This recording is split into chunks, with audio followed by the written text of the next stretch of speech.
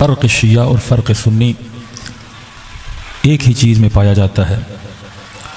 ہاں جزئی فرق ہیں لیکن وہ کوئی بہت بڑا فرق نہیں ہے کہ آپ کہیں کہ قبلہ میں ہاتھ کھول کے نماز پڑھتا ہوں، وہ ہاتھ باندھ کے نماز پڑھتے ہیں، لیکن کلی طور پہ دیکھا جائے نماز دونوں پڑھتے ہیں.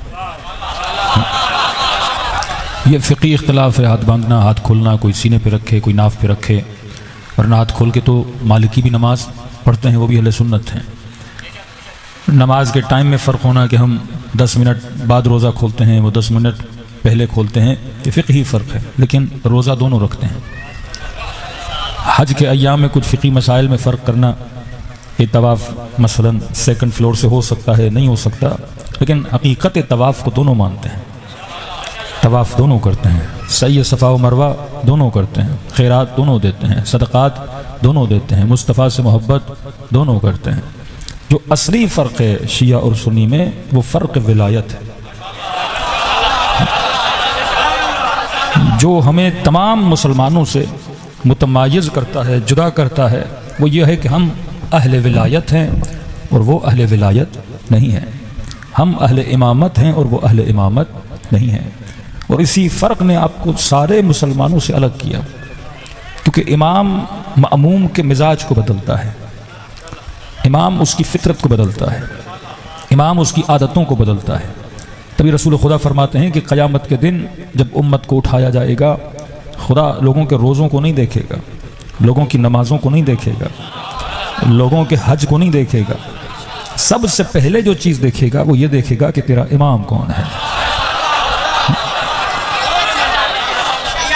اگر امام صحیح ہو تو اس کے بعد دیکھے گا ہاں بھائی نمازیں کتنی پڑھی ہیں، ہاں بھائی روزے کتنے رکھے ہیں، ہاں بھائی حج کیا تھا کہ نہیں کیا تھا.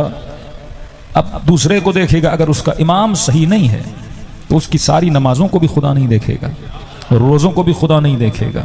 کہ اگر امام صحیح ہے تو پھر نماز بھی قبول ہے، اگر امام صحیح نہیں تو نماز بھی قبول نہیں ہے. تبھی کہا یوم ندعو کل اناس بامامہم، یہ حدیث اہل سنت ہی دونوں کے یہاں ہے کہ قیامت کے دن انسان کو بلایا جائے گا اس کے امام کے ذریعے سے. خدا دیکھے گا تو کس کا ماننے والا تھا. اب جب جس کو مانا وہ صحیح تھا تو تمہارا روزہ بھی صحیح ہے.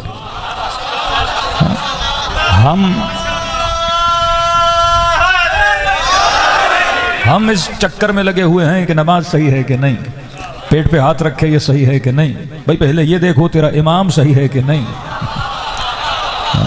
امام صحیح ہے تو نماز بھی قبول ہے، امام صحیح ہے تو روزہ بھی قبول ہے. تبھی فرمایا سب سے پہلے خدا جس چیز کو دیکھے گا وہ امام کو دیکھے گا.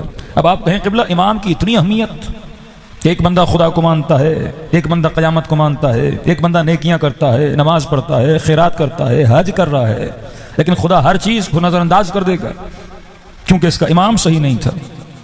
میں نے کہا بھائی اگر نماز پڑھنا عبادت کرنا کمال تک پہنچاتا تو ابلیس کبھی شیطان نہ بنتا. پوری زندگی بھی تیری گزر جائے، دن رات بھی نمازیں پڑھو، ابلیس جتنی نہیں پڑھ سکتے. 4000 سال جس نے اللہ کی عبادت کی، اللہ کو مانتا تھا، قیامت کو مانتا تھا، اللہ کے ملائکوں کو مانتا تھا، اللہ کے علم کو مانتا تھا، اللہ کی قدرت کو مانتا تھا، پورے وجود خدا کو مانتا تھا. لیکن جس چیز کو شیطان نہیں مانتا تھا وہ اللہ کے بنائے ہوئے کو نہیں مانتا تھا.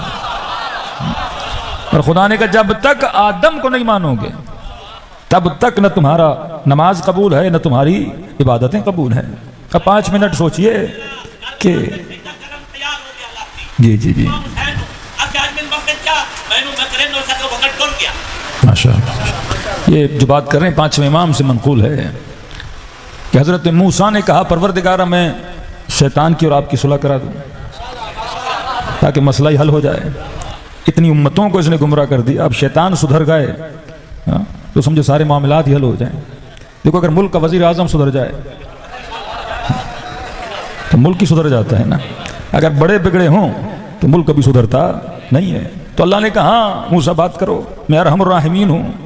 شیطان سے بات کی بھائی توبہ کرو گے، میں بات کرتا ہوں اللہ سے، کلیم اللہ ہوں تمہاری توبہ کے لیے. تو شیطان نے کہا مشکل خدا بخشے، اتنے گناہ کیے میں نے، اتنی امتوں کو گمراہ کیا. موسیٰ نے کہا میں بات کرتا ہوں. اللہ سے بات کی کہ موسیٰ میں بخشنے کے لیے تیار ہوں. شیطان کو خبر دی کہ رب کی آواز آتی ہے میں رحمت للعالمین ہوں. تو نے کتنے بھی گناہ کیے ہوں میری رحمت سے تو بڑے نہیں ہیں. اگر تو توبہ کے لیے راضی ہے میں معافی کے لیے راضی ہوں. شیطان بڑا خوش ہو گیا کہ بھائی اتنی غلطیاں کی وہ بھی معاف، اور آج توبہ کر لوں پھر سے وہی مقام مل جائے گا جو میرے پاس تھا. تو اللہ نے کہا موسیٰ اگر یہ معافی مانگنا چاہتا ہے تو مجھ خدا کی ایک شرط ہے. کہ خدا وہ معافی کے لیے تیار ہے، جو بھی شرط بولو. کہ موسیٰ میری شرط یہ ہے کہ آدم کی قبر پہ جائے ایک سجدہ کر کے آئے.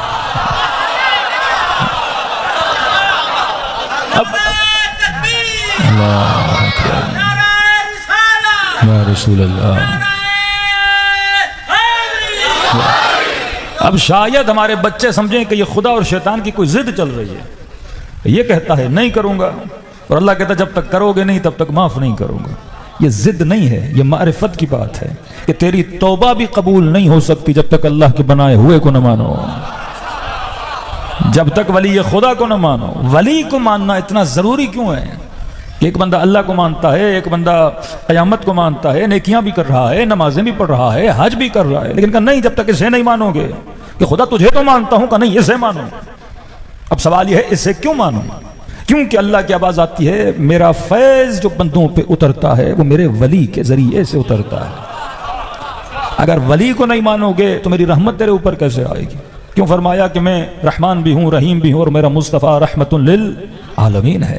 میری رحمت کا نزول جو ہوتا ہے وہ ولی کے ذریعے سے ہوتا ہے. اگر ولی کو نہ مانو تو فرمایا فیضان رحمت نہیں ہوتا، دعائیں قبول نہیں ہوتی. تبھی رسول فرماتے ہیں، حدیث کے جملے ہیں، جب بھی دعا کرو تو شروع میں بھی ایک صلوات پڑھا کرو، آخر میں بھی ایک صلوات پڑھا کرو، کیونکہ صلوات وہ دو پر ہیں جو تمہاری دعاؤں کو فرش سے عرش الہی تک لے کر جاتے ہیں. جب تک یہ عقیدہ مسلم ہے. اگر کوئی محب اہل بیت بھی تھا لیکن امیر المؤمنین کی ولایت کو نہ مانتا تھا، کہتے ہیں یہ تب تک عالم برزخ میں رکا رہے گا، جنت میں انٹری نہیں ہوگی جب تک امیر المؤمنین کو مان نہیں لیتا. جس طرح خدا شیطان کو یہاں چانس دیتا ہے، اسی طرح کئی نیکوں کو عالم برزخ میں ایک چانس دے گا کہ وہاں تمہارے اوپر حقیقت عیاں نہیں تھی، صحیح دعوت نہیں ملی تھی، صحیح پیغام نہیں ملا تھا. حالانکہ زمانے میں مشکل ہے کسی کو صحیح پیغام نہ ملے، کیونکہ نہ کوئی شہر ہے نہ کوئی ایسی بستی ہے جہاں فرش عزا حسین نہ ہو. مجلس حجت تمام کرتی ہے امت کے لیے کہ کم از کم سوچو تو صحیح علی اور فلاں کے برابر ہیں. کبھی سوچو تو صحیح کہ علی کو چھوڑ کے کسی اور کو اس منصب پہ بٹھایا جا سکتا ہے. یہ مکتب تو وہ ہے جو کہے ان اکرمکم عند اللہ اتقاکم، اللہ کے قریب سب سے زیادہ وہ ہوتا ہے جو صاحب تقوی ہو. یہ ممکن ہے کوئی امام المتقین کو چھوڑ کر کسی عام سے مومن کو بٹھا دے؟ یہ ممکن ہے کوئی باب مدینۃ العلم کو چھوڑ کر کسی عام سے پڑھے لکھے کے پیچھے چلا جائے؟ تو یہ خلاف عقل ہے. اللہ کی مخالفت کرنا بھی گناہ ہے، عقل کی مخالفت کرنا بھی گناہ ہے. اگر عقل تجھے یہ کہتی ہے کہ کسی جاہل کو اپنا ٹیچر نہ بناؤ، عالم کو اپنا ٹیچر بناؤ، تو آپ نے تابع عقل ہونا ہے. تبھی فرمایا خدا اعمال کو نہیں دیکھتا، سب سے پہلے عقیدے کو دیکھتا ہے. یہ امامت عقیدہ ہے. اگر عقیدہ صحیح ہے تو انسان کا عمل بھی کیا ہو جاتا ہے؟ صحیح ہو جاتا ہے. اہل بیت عقیدوں کو بناتے تھے. کئی لوگ نیک تھے لیکن عقیدہ صحیح نہیں تھا، کہ جب تک عقیدہ صحیح نہیں تب تک اس کا عمل قابل قبول نہیں. اب قرآن میں ایک آیت بھی ہے، آواز آتی ہے اولئک حبطت اعمالہم. بعض لوگ ایسے ہیں جن کے اعمال کو خدا حبط کر دیتا ہے. حبط کا مطلب ضائع کر دیتا ہے. اٹھیں گے قیامت کے دن، خدایا میری نمازیں کہاں ہیں، خدایا میرے روزے کہاں ہیں، قرآن کے ختمے کہاں ہیں؟ دیکھیے گا نام اعمال میں کوئی بھی چیز نہیں ہے. اللہ کی آواز آئے گی تمہارے سارے اعمال کو کیا کر دیا ہے؟ ضائع کر دیا ہے. کیونکہ تو امام حق کے پیچھے نہیں تھا، تو امام جور کے پیچھے تھا. مجلس حسین تجھے حق شناس بناتی ہے، نسلوں کو سکھاتی ہے کہ حق کو بھی پہچانو، باطل کو بھی پہچانو. ایک چھوٹی سی مثال دوں تاکہ آپ سمجھ جائیں. دیکھیے مثال کے طور پہ خدا نہ خواستہ کسی بستی میں اعلان ہو کہ بھائی یزید آیا ہے اور نماز جماعت پڑھوائے گا، اور جس نے یزید کے پیچھے نماز پڑھنی ہے وہ آ جائیں. یقیناً آپ تو نہیں جائیں گے، لیکن ہیں کچھ ایسے مسلمان جو بڑی محبت کرتے ہیں یزید کے والد گرامی سے، تو کہیں گے ان کو دیکھنے کا شرف نہیں ملا تو بیٹے کو دیکھ لیتے ہیں. ارے شکل و صورت میں شباہتیں تو پائی جاتی ہیں نا. کسی بھی گھر میں کوئی بیٹا ہوتا ہے وہ باپ کے چہرے پہ تو جاتا ہے. تو کہیں گے بھائی ہم نے ان کو نہیں دیکھا، نبی کے صحابی تھے اور یہ شرف ہمیں نہیں ملا، تو اس کا بیٹا آیا ہے. ہمیں شرف نہیں ملا معاویہ کے پیچھے نماز پڑھیں، تو چلو یہ شرف یزید سے حاصل کر لیتے ہیں. بیٹا تو صحابی کا ہے نا، صحابی کی گود میں پلا، صحابی کے گھر میں بڑا ہوا، اور ایسا ہونہار بیٹا امت نے امت کو دیا. اب یہ امت جمع ہو جائے یزید کے پیچھے نماز پڑھنے پہ، اور آپ نماز دیکھنے جاؤ، لوگ تماشائی کھڑے ہو جائے، بھائی دیکھیں یزید نماز کیسی پڑھاتا ہے، اور دیکھنے والوں نے دیکھا کہ یزید نے تو بڑی رقت والی نماز پڑھائی، لمبے لمبے سجدے، لمبے لمبے رکوع، بڑی بڑی صورتیں، پیچھے نمازی بھی نماز پڑھ رہے تھے، بڑی رقت، بڑا گریا۔ صدیوں کے بعد کسی صحابی کے پیچھے نماز پڑھنے کا شرف حاصل ہوا ہے، اور پوچھنے والوں سے پوچھیں کہ نماز کیسی پڑھی، تو لوگ کہیں کیا کہنا نماز کا، ایسی رقت والی نماز، ایسا نماز میں گریا تھا، ایسے طویل سجدے اور رکوع۔ لیکن میرا سوال یہ ہے، اس رقت بھری نماز کو کیا خدا قبول کرے گا؟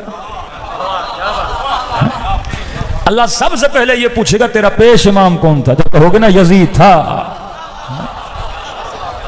چاہے 1000 رکعت نماز یزید کے پیچھے پڑھو خدا قبول نہیں کرتا، اور 2 رکعت نماز حسین کے پیچھے پڑھو۔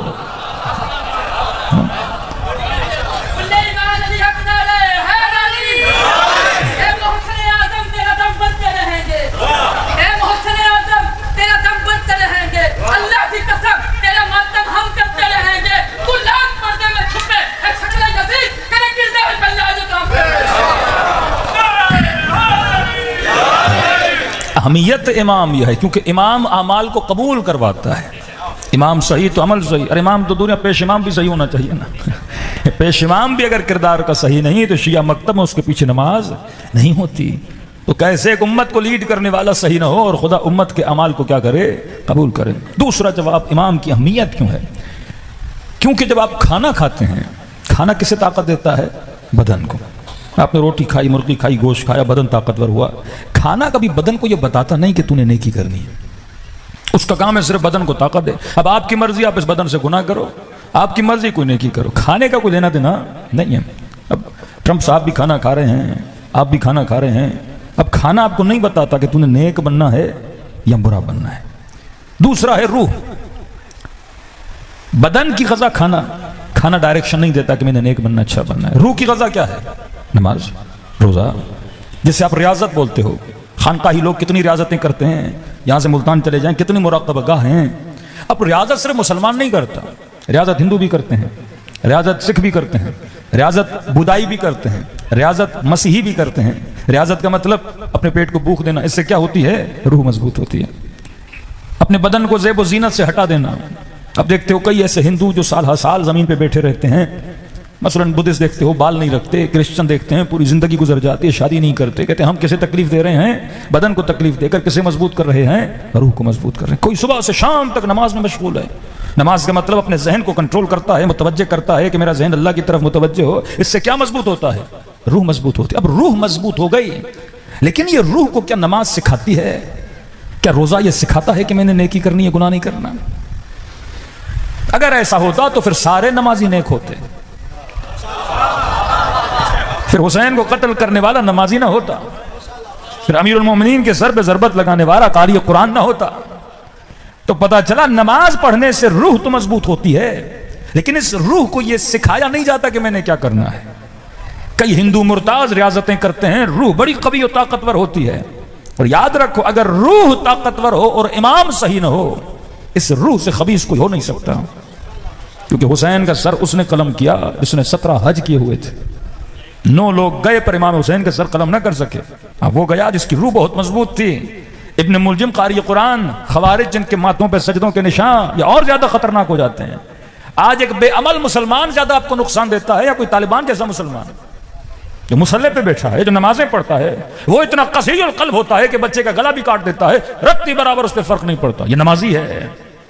کیونکہ روح اتنی مضبوط ہو چکی ہے، اب گلا کاٹنے میں اس کو پتہ نہیں لگتا، یہ مضبوطی روح کی نشانی ہے۔ اب یہ قاتل حسین بھی بن سکتا ہے، قاتل مسلم بھی بن سکتا ہے۔ تو پتہ چلا عبادت کرنے سے، ریاضت کرنے سے روح مضبوط ہوتی ہے، لیکن روح کو یہ پتہ نہیں ہوتا کہ میں نے کہاں جانا ہے۔ کھانا کھانے سے بدن مضبوط ہوتا ہے، پر کھانا یہ نہیں بتاتا میں نے کہاں جانا ہے۔ کہ یہ اہمیت امام ہے، امام تجھے بتاتا ہے تمہارا راستہ کون سا ہونا چاہیے۔ انگلش میں بولیں تو امام تجھے ڈائریکشن دیتا ہے، امام قبلہ ہے۔ آپ نے نماز پڑھنی، آپ کو قبلے کا نہیں بتا۔ آپ ایک چھوٹی سی پہلے قبل نما لوگ رکھتے تھے کانٹا، جس سے پتا چلتا تھا۔ ابھی موبائل ہے، گوگل پہ لگا دیتے ہو کہ مجھے بتاؤ، یہ امام ہے جو تجھے بتاتا ہے قبلہ کہاں ہے۔ امام تجھے بتاتا ہے کہ حق کیا ہے، باطل کیا ہے۔ زبیر گمراہ ہو گیا کیونکہ امام صحیح نہیں تھا۔ طلحہ گمراہ ہو گیا کیونکہ امام صحیح نہیں تھا، عمرو عاص صحیح راستے سے ہٹ گیا کیونکہ امام صحیح نہیں تھا، اور حر بچ گیا کیونکہ امام صحیح تھا۔ امام اگر صحیح ہو، زندہ آباد زندہ آباد مردہ آباد مردہ آباد۔ آج 1 ارب کے قریب مسلمان ہیں اس خطے میں، لیکن ظالموں کے مقابلے میں صرف اور صرف شیعہ کھڑا ہے۔ یہاں ڈائریکشن سمجھو، ان کا امام صحیح نہیں ہے، تیرا امام صحیح تھا، جس نے کل بھی تجھے سکھایا کہ ظالم کی بیعت نہیں کرنی، اور جو آج بھی تجھے فرش عزا سے سکھا رہا ہے کہ تم نے کسی ظالم کی بیعت نہیں کرنی۔ یہ امام ہے جو صرف نہیں کہ وہ خود بہادر ہوتا ہے، امام کے پیچھے جب چلو گے اور وہ بہادر ہوگا، وہ تجھے بھی کیا بنائے گا؟ بہادر بنائے گا۔ آج مسلمان کئی لیڈر آپ دیکھتے ہیں، لیکن بہادری کن میں نظر آتی ہے؟ اہل بیت کے چاہنے والوں میں نظر آتی ہے۔ کل والا یزید بھی ڈراتا تھا، کس طرح ڈراتا تھا امام حسین کو؟ بچوں کو مار دوں گا، خیموں کو جلا دوں گا، چادروں کو لوٹ دوں گا، 6 مہینے کے بچے پہ بھی رحم نہیں کروں گا، بی بی زینب کے ہاتھوں میں رسیاں۔ وہ بار بار کوشش کر رہا تھا کہ موت کا خوف دلائے اور ڈرائے، اور امام حسین کیا کہتے تھے؟ جس موت سے تم ڈراتے ہو، شہادت تو ہماری کرامت ہے، یہ تو ہماری، یہ فرمان امام حسین، فرمایا ہمیں کبھی موت سے ڈرایا نہ کرو۔ اور آج کا یزید بھی کیا کرتا ہے؟ وہی لہجہ ہے، ملک تباہ کر دوں گا، 100 سال پیچھے دھکیل دوں گا، بلڈنگیں گرا دوں گا، اتنا پیچھے دھکیل دوں گا، پھر تمہیں ابھرنے میں 1000 سال لگ جائیں گے۔ تو آج کا یزید بھی خوف دلا رہا ہے، کل کا یزید بھی خوف دلا رہا تھا، لیکن اس یزید کو یہ سمجھ نہیں، ارے جب کل تمہارا باپ یزید ہمیں ڈرا نہ سکا تو آج تم شیعوں کو کیسے ڈرا سکتے ہو؟ امام اگر بہادر ہو تو قوم کیا ہوتی ہے؟ بہادر ہوتی ہے۔ یہ پیغام روکا نہیں۔ آپ سمجھیں کہ مولانا فرش عزا پہ آئے، مجلس حسین سنی چلے گئے، بھائی سوچو تو صحیح، فرش عزا تیرے اندر کون سی تبدیلی لا رہی ہے؟ دنیا کو صرف آنسو نظر آتے ہیں، لیکن ان آنسوؤں کے پیچھے وہ بہادری نظر نہیں آتی۔ یہ ماں جو اپنے بچے کو گود میں بٹھا کے لاتی اور سنتی ہے کربلا میں کوئی رباب تھی جن کا 6 مہینے کا علی اصغر تھا، اور سنتی ہے مصائب، تو اس کا ایک ذہن بن رہا ہے نا کہ کس طرح ایک ماں اپنے بچے کو دیکھ کے اور حسرت سے کہے علی اصغر اے کاش تو جوان ہوتا، میں اکبر کی طرح تجھے حسین پہ قربان کرتی ہے۔ یہ جذبہ فرش عزا ایک ماں میں پیدا کر رہا ہے کہ جب دین پر بات آئے تو اپنے بچے کو نہ دیکھنا، رباب کے علی اصغر کو دیکھنا۔ یہ جوان باپ فرش عزا پہ بیٹھتا ہے اور سنتا ہے حسین کا بیٹا تھا علی اکبر، چاند جیسا چہرہ، اور ایک بار آئے کہ بابا میدان میں جانا ہے، بے جھجک حسین نے کہا میرے لال چلے جاؤ۔ کہتے واحد کربلا کا شہید ہے جس امام نے روکا نہیں، صحیح طرح سے خدا حافظی بھی نہیں کی، کہ بیٹا چلے جاؤ۔ لیکن جب چل پڑے تو باپ اس بیٹے کے پیچھے کس طرح جا رہا تھا کہ بیٹا میں نے وہاں گلے نہیں لگایا کہیں بیویاں پریشان نہ ہو جائیں۔ اب یہ جوان، یہ بوڑھا باپ سوچے گا اگر دین پر بات آئے تو جس طرح حسین نے اکبر کو قربان کیا، مجھے بھی اکبر کو قربان کرنا چاہیے۔ اس مکتب نے نہ صرف مردوں کو بلکہ عورتوں کو بہادر بنانا سکھایا کہ دیکھو بی بی زینب کے ہاتھوں میں رسیاں تھیں، سامنے اتنا بدبخت ظالم قسی القلب دشمن بیٹھا ہے، لیکن اس لہجے میں اسے مخاطب کریں کہ یبن الطلقاء، اے ہمارے آزاد کردہ غلام، تمہاری جرت، اسے اس کی اصلیت یاد دلائی کہ جب تلوار نکال کر امام زین العابدین کے گلے پر ظالم لانا چاہتا تھا، بڑی بہادری سے آگے بڑھی، اپنی گردن اپنے بھتیجے کی گردن پہ رکھی گا، پہلے زینب کو مارو۔ جس گھر کی نہ عورتیں ڈریں، جس گھر کے نہ بچے ڈریں، ارے جس کا 13 سال کا قاسم یہ کہے الموت لی احلی من العسل، موت میرے لیے شہد سے زیادہ میٹھی ہے، تو ان کو صرف آنسو نظر آتے ہیں، آنسوؤں کے پیچھے جو بہادری ہے، یہ فرش عزا جو آپ کے اندر تبدیلی لا رہا ہے، شاید آپ کو احساس نہیں ہے۔ فرش عزا صرف گریے کا نام نہیں، اس گریے کے پیچھے والے فلسفے کو سمجھو، جو علی اصغر کی شہادت پہ روئے، جو اکبر پہ روئے، جو عورتوں کے ظلم پہ روئے، جس کا دل اتنا نرم ہو جائے وہ کبھی بھی کسی ظالم کے ظلم کو برداشت نہیں کرے گا۔ تبھی آپ دیکھتے ہو سارے مسلمان چپ ہیں، لیکن اگر کوئی فلسطین کی حمایت میں، مظلوم کی حمایت میں کھڑا ہوتا ہے، وہ حسین ابن علی کا چاہنے والا ہے۔ ارے اگر حسین نے ان کے دلوں کو فرش عزا پہ نرم نہ کیا ہوتا، یہ کبھی مظلوم کی حمایت میں نہ نکلتے۔ آج وہ کیوں نہیں نکل رہے؟ کیونکہ ان کا تعلق فرش عزا حسین سے نہیں ہے۔ تبھی کہا حسین صرف شیعوں کا امام نہیں، حسین انسانیت کا امام ہے۔ شیعہ بلند مقام ہے، امام سب سے پہلے فرش عزا پہ بلا کے کہتے ہیں انسان بن، انسانی درد پیدا کر، اپنے اندر احساس پیدا کر۔ کیوں دیکھو اگر احساس نہ ہو تو آنکھوں سے آنسو نہیں نکلتے، تب جا کے آپ کی قیمت بنتی ہے۔ فرمایا تم مبعوث ہو، اللہ کے چنے ہوئے ہو۔ شیعہ رب کی چنی ہوئی قوم ہے، امت حسین خدا نے بنایا۔ اور مولا حسین کا فرمان ہے جب گلے پہ چھری چل رہی تھی، فرمایا واللہ لم یسکن دمی خدا کی قسم مجھ حسین کا خون کبھی چپ نہیں بیٹھے گا. کب تک چپ نہیں بیٹھے گا؟ فرمایا جب تک میرے بیٹے مہدی کا ظہور نہیں ہو جاتا. تو آپ وہ قوم ہیں جو امام زمانہ کی مدد کریں گی. جو دل سخت ہیں وہ مہدی کو لبیک نہیں کہہ سکتے. جو دل فرش عزا پہ نرم ہوئے ہیں وہ مہدی کو لبیک کہتے ہیں. تو یہ کارنامہ فرش عزا، کارنامہ امام ہے جو آپ کے ہاتھ کو اللہ کے ہاتھ میں دیتا ہے. اور فرمایا ایک رات کے سفر کو وہ صدیوں کے سفر کے برابر بنا دیتا ہے. کہاں ہمارا آنسو، کہاں جہنم کی آگ.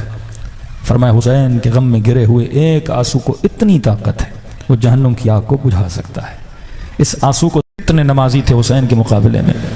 کبھی سوچا کرو وہب نے زندگی میں ایک روزہ نہیں رکھا، وہب نے ایک حج نہیں کیا، لیکن جب امامت سے ملا اتنا حسین نے اسے آگے بڑھا دیا کہ وہ کئی نمازیوں پہ بھاری پڑ گیا. اصل ہے ملاقات با امام. اگر امام کے ساتھ جڑ جاؤ تو پھر آنسوں کی قیمت بڑھ جاتی ہے. اگر امام کے ساتھ جڑ جاؤ پھر یہ قدم اگر نجف سے کربلا پیدل جاتے ہیں تو کہتے ہیں اس کے قدموں کو ملائک اپنے پروں سے مس کرتے ہیں. اگر امام کے ساتھ مل جاؤ تو پھر ہر قدم کا ثواب 70 حجوں کے برابر ہو جاتا ہے.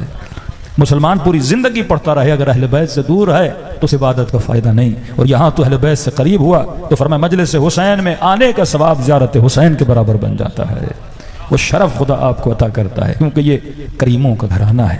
تو میرے عزیز قدر جانو، قیمت جانو اپنے وجود کی. اور آج کے جو حالات چل رہے ہیں ان حالات میں دیکھو کہ خدا نے آپ کو کتنی عزت دی ہوئی ہے.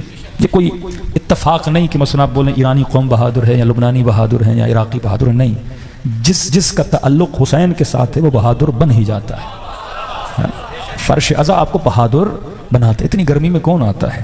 کون اتنی زحمتیں کرتا ہے؟ فرش عزا ایثار کا جذبہ سکھاتا ہے. فرش عزا سخی بنا دیتا ہے. فرش عزا انسان بنا دیتا ہے. فرش عزا پیاسوں کو پانی پلاتا ہے. فرش عزا بھوکھوں کو کھانا کھلاتا ہے. یہاں ان صفات میں تجھے ڈھالا جاتا ہے جو صفات محمد اور آل محمد تھی. تبھی فرمایا مثل خدا بنو.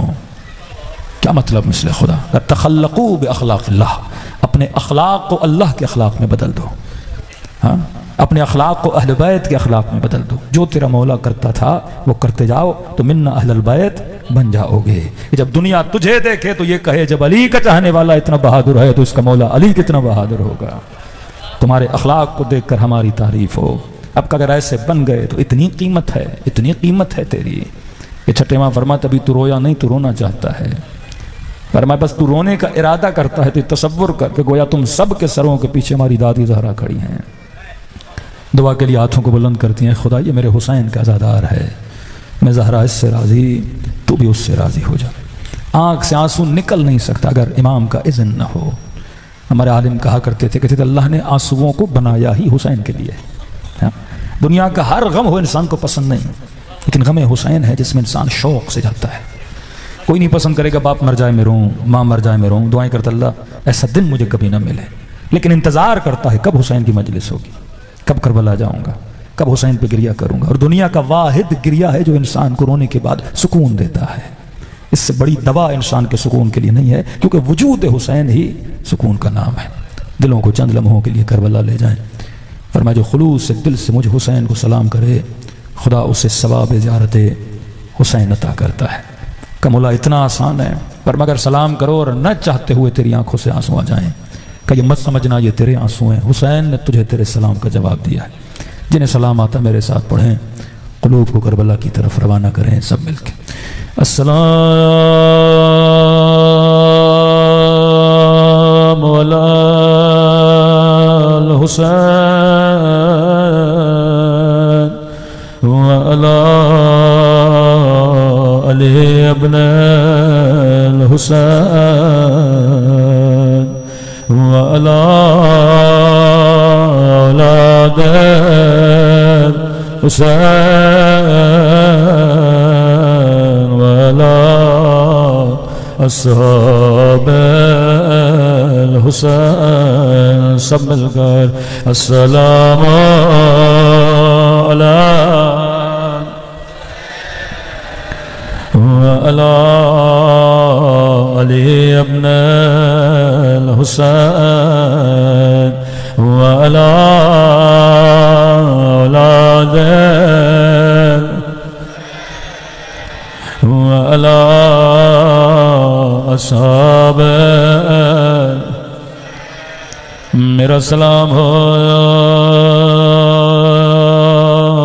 زخمی خشک ہونٹوں پہ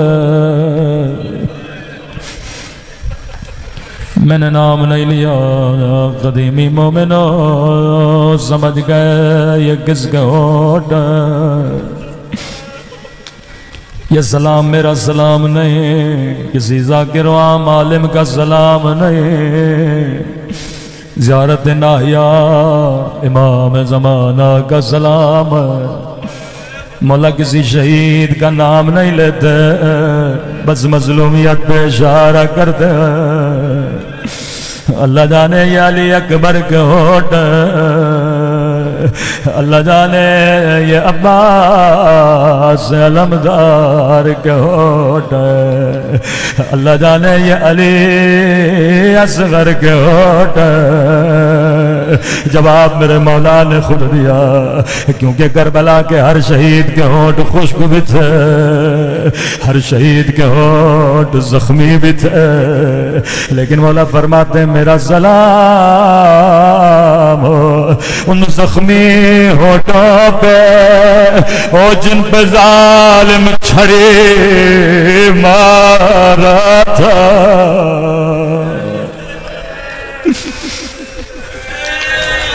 اکبر کے ہونٹ زخمی تھے پر کسی نے چھڑی نہیں ماری عباس کے ہونٹ زخمی تھے پر کسی نے چھڑی نہیں ماری لیکن ہائے حسین جن ہونٹوں کو نبی چوما کرتے تھے جن لبوں پہ زہرا بوسہ دیا کرتے تھے ظالم ہونٹوں پہ چھڑی مارا تھا ارے یہ نبی کے نواسے کے ہونٹ ہیں رسول خدا کا فرمان ہے کتاب صحیح بخاری ہے فرماتے ہیں مسلمانوں اگر حیوان کو بھی ادب کے لیے مارنا ہو ایک تو مارا نہ کرو پر ادب کے لیے اگر مارنا پڑے فرمایا حیوان کے بدن پہ مارا کرو کبھی اس کے چہرے پہ نہ مارا کرو یا رسول اللہ انہوں نے حسین کے ہونٹوں پہ چھڑی ماری آپ نے کہا کسی جانور کو بھی نہ مارا کرو انہوں نے حسین کی 4 سالہ بیٹی اتنے تماچے مارے کہ چہرے کی رنگتیں بدل گئے وہ ظلم کیا جس کی مثال تاریخ میں نہیں ملتی کبھی وصیت امام حسین فرمایا شیعو جب جب ٹھنڈا پانی پیو میری سکینہ کو یاد کیا کرو ایک گھونٹ کے لیے میری بچی کو تماچے مارے گئے لیکن اس بچی کو اپنی پرواہ نہیں تھی پورے راستے کہتی تھی مجھے مارو لیکن میرے بابا کو نہ مارو پتھر مارنے آئے مجھے مارو لیکن میرے بابا کو نہ مارو بیٹیاں بابا سے بڑا پیار کرتی ہیں چوتھے امام کے پاس جب بھی کوئی مومن کہتا تھا مولا اللہ نے مجھے بیٹی دی ہے پہلی نصیحت کرتے تھے مومن کبھی بیٹیوں کو تماچے نہ مار کرو باپ بیٹیاں بڑا پیار کرتی ہیں فرمائے مومن جب گھر جایا کرو کبھی خالی ہاتھ نہ جایا کرو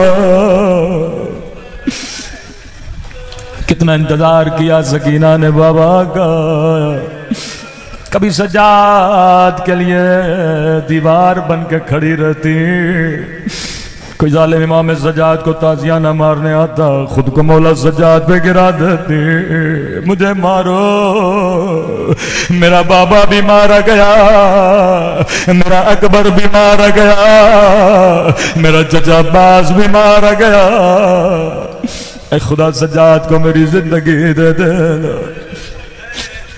اللہ یہ منظر کسی بچی کو نہ دکھائے کہ زینب کا قافلہ جب علی کی حکومت میں کوفے پہنچا تھا شام کا وقت تھا، مولا نے فرمایا حسن رات ہونے دو، نامحرموں کو گھروں میں جانے دو، پھر زینب کو لانا۔ لیکن یہی زینب جب رات کے پہر میں شام کی بازار کے باہر پہنچے، لائنے کا دن ہونے دو،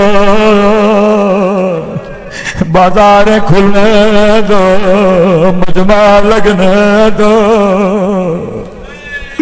آئے علی کی بیٹیوں کی قسم مطلب فرماتا اب دن ہوا ہی تھا ابھی، لیکن بازار نہیں کھلے تھے، قافلہ رکا تھا کہ رش ہو، بھیڑ ہو۔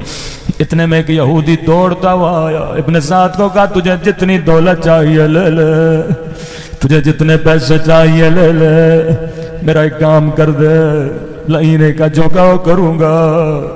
کہنے لگا ابن سعد علی کی بیٹیوں کو سب سے پہلے یہودیوں کے محلے سے گزارو، لائنے پیسوں کی لالچ میں اجازت دے کہ ابھی دیر ہے، جب تک بازار کھلے۔ قافلہ یہودیوں کے محلے میں جانے لگا، یہ دوڑتا دوڑتا اپنے محلے میں آواز دے کے کہنے لگا اے یہودی مردو، اے یہودی عورتوں، جس کے باپ دادا کو علی نے مارا ہے، جس نے علی سے بدلہ لینا ہے، میں علی کی بیٹیوں کو اسیر بنا کے لایا۔ یہ یہودی ملونہ عورتیں چھتوں پہ چڑھ گئے، جھولیوں کو پتھروں سے بھر لیا، جیسے قافلہ آیا انہوں نے پتھر مارنا شروع کر دیا۔ کہتے ہیں کہ یہودی ملونہ عورت نے پتھر لیا، سوال کرتی علی کے بیٹے کا سر کہاں ہے؟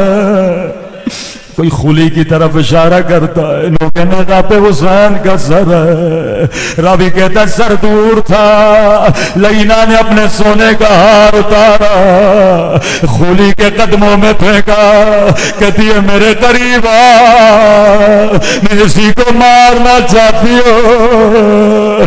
لینا نے پتھر لیا، یہ منظر سکینہ دیکھ رہی ہے، یہاں ہاتھ نیچے حسین کے سر سے خون جاری ہوا، سکینہ کی فریاد بلند ہے، ہائے میرا غریب بابا۔ کہتے ہیں جب اس نے پتھر مارا، ایک اور یہودی ملونہ عورت نے پتھر لیا، کہتی ہے تو نے بھائی کو مارا ہے، میں بہن کو ماروں گے۔ لینا نے بی بی زینب کا نشانہ لیا، راوی کہتا ہے زینب خاموش نگاہوں سے اسے دیکھ رہے تھے، گویا کہہ رہی تھی مارو مارو مجھ زینب کو بھی مارو، جب میرے حسین کو مارا ہے تو مجھے بھی مارو۔ یہاں ہاتھ اوپر گیا، ہاتھ کا نیچے آنا تھا، بی زینب کے سر سے خون جاری ہوا، امام سجاد کی فریاد بلند، واہ حسین واہ محمد واہ علی، لعنت اللہ علی القوم الظالمین۔